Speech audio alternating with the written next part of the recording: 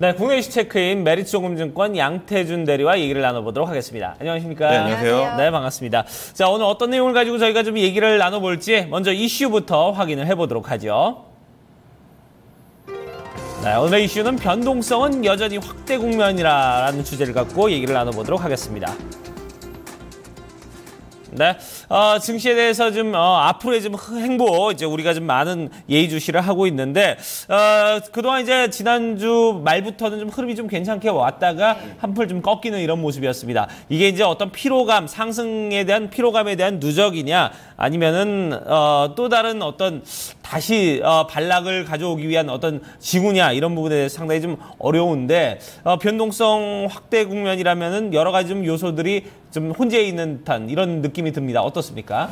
지금 현재 같은 경우는 좀 상승과 하락이 좀 공존한다라고 좀 말씀을 드리고 싶고요. 네. 상승을 하는 요인 중에 가장 큰 요인은 우선은 심리적인 부분들이 상당히 좀 안정이 됐다. 그래서 미국 시장 이제 뭐 빅스 지표라든지 국내 시장을 나타내는 V코스피, 그러니까 전체적인 변동성 지표 자체가 상당히 좀 안정이 됐다라고 좀 말씀을 드리고 싶고요. 네. 그리고 중국 정부의 뭐 그동안에 뭐 신뢰는 없지만은 그래도 경기 부양책으로 인해서 전체적으로 이제 시장 자체가 안정적으로 가고 있고, 그리고 또 아무래도 이제 중국이 이제 중추절이라든지 이제 국경절이 옴으로써 중국 소비에 대한 그런 이제 기대감으로 이제 어느 정도는 이제 좀 상승 국면으로 좀 돌아섰다라고 말씀을 드리고 싶고, 또 반대로 하락에 대한 부분들로 요소를 본다면은 지금 중국 시장 같은 경우는 매일매일 뭐 어느 정도 방향성이 아닌 상당히 큰 변동폭을 나타내고 있기 때문에 투자자 분들 입장에서는 상당히 좀 불안한 요인으로 작용할 수가 있고요. 네. 그리고 아직까지 이제 또 다시 미국 금리 인상에 대한 부분들이 9월 달로 다시 또 초점 맞춰져 있기 때문에 그 부분들도 이제 하락 요인으로 좀 보고 있습니다. 네. 여기에 더불어서 양지수의 어떤 수급 흐름을 점검해 보자면 말씀하셨던 그런 대외 불확실성의 영향을 정말 그야말로 받고 있잖아요. 외국인들은 전혀 이제 우리 시장에 들어올 기미를 보이지 않고 있고, 지금 거의 뭐 8월까지의 누적 순매도가 9조를 넘어서고 있는 그런 상황입니다. 이렇게 되면은 뭐 앞으로도 기대하기 어렵지 않나 싶은데요. 우선 코스피, 코스닥이 지금 외국인들이 계속 매도를 나가보고 있고요. 다만 그래도 그 매도 강도가 어느 정도 좀 약해지고 있다는 점이 그나마 좀 괜찮지 않을까라고 보고 있는데, 아직까지도 외국인들 보는 시각의 입장에서는 좀 불안 요인이 좀 크다라고 좀 보고 있습니다. 그렇기 때문에 당분간은 외국인의 매도세가 좀 지속되지 않을까 좀 보고 있고요. 네. 아무래도 외국인 같은 경우는 이제 G2 중심으로 한 이제 이런 악재들이 불안 요소 작용하고 있기 때문에 아무래도 이번 9월에 오는 FOMC 회의가 최대 좀 변곡점이 되지 않을까 좀 이렇게 보고 있습니다. 네, 그래요. 그런 부분에 대해서 좀 여전히 좀 여러 가지 좀 요소들이 아직까지 좀 불안한 부분이 있는데 이제 중국 쪽 얘기도 좀 나눠봐야 되지 않을까 하는 생각이 들어요. 중국 쪽이 이제 가장 큰 어떻게 보면은 지금 전체적으로 시장의 방향성을 좀 가져올 만한 가장 키를 쥐고 있지 않나 하는 생각이 들어요. 아무래도 중국 시장으로 인해서 전 세계 경기가 지금 상당히 변동성이가 한국 증시뿐만 아니라 모든 시장 자체가 지금 변동성이 상당히 큰데요.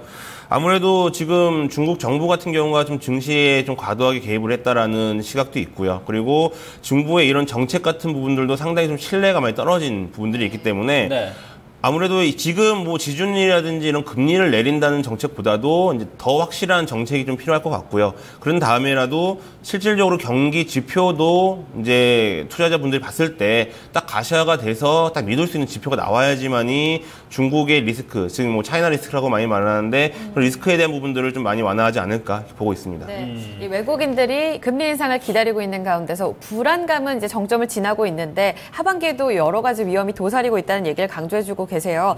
이 중에서 또 6월에 우리 시장을 정말 압박했었던 그리스 이슈도 여전히 계속 이제 들끓고 있는 모습이죠. 지금 치프라스 총리가 지금 사임을 한 상태인데 실질적으로 사임을 한 상태인데도 불구하고 지지율은 아직까지 1위를 하고 있기 때문에 다시 재선임에 대한 가능성이 있습니다.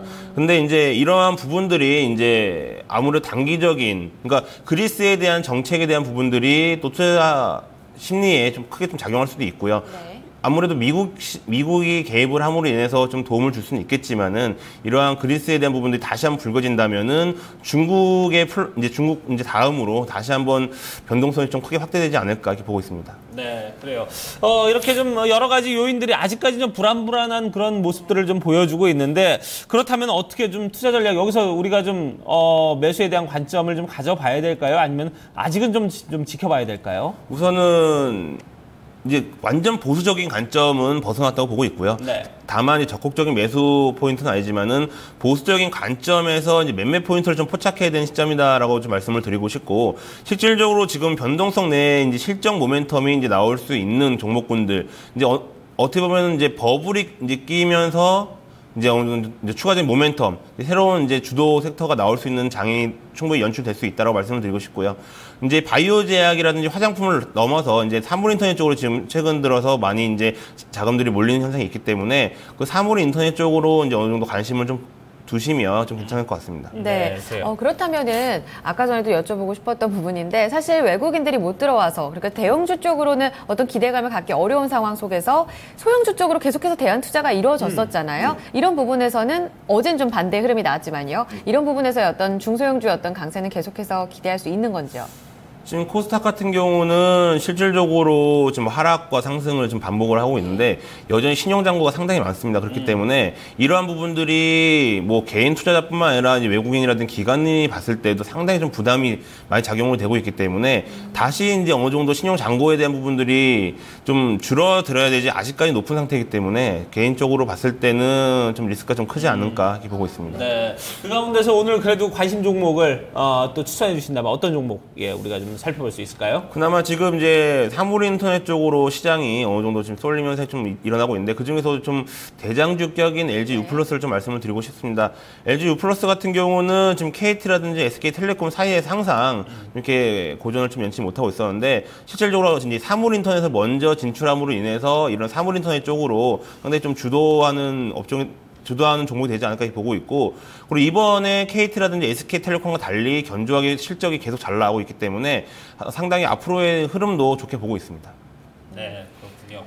자, 오늘 LG U+에 대해서 사물인터넷 조금 더 좀 앞서 나가고 있는 LG U+ 좀 주목을 해보자, 이런 부분에 대한 얘기를 좀 들어봤습니다. 전반적으로 변동성은 계속해서 커지고 있기 때문에 종목 선별이 더욱더 중요해지고 있는데요. 바이오와 화장품 쪽에서 이제 사물 인터넷 쪽으로 조금씩 매기가 좀 바뀌어 나가고 있다는 부분도 미리미리 체크해 주시면 더욱더 좋은 전략이 되실 것 같습니다. 네. LG U+ 다시 한번 좀 체크해 보시고요. 오늘 전략 여기까지 듣겠습니다. 메리트 종금증권 양태준 대리와 함께했습니다. 감사합니다. 고맙습니다.